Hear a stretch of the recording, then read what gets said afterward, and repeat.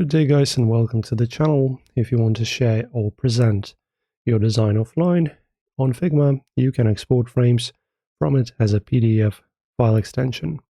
And here's the correct and quick way to do it. So first off guys, you need to, of course, create and then open up a project or a design that you've made that actually supports exporting as PDF. So for example, in my case, I have this colorful birthday invitation card or whatever this is.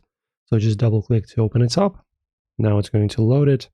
And now it's actually pretty simple. As you can see, we have the share and the export button. We're looking to click on the export button now.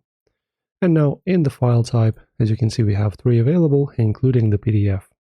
So just choose it, choose the quality, for example, high, color profile. Well, if you wish to change, you can, and then just export assets. There you go, it's now exporting, and there you go, I can just download it, for example, to my desktop.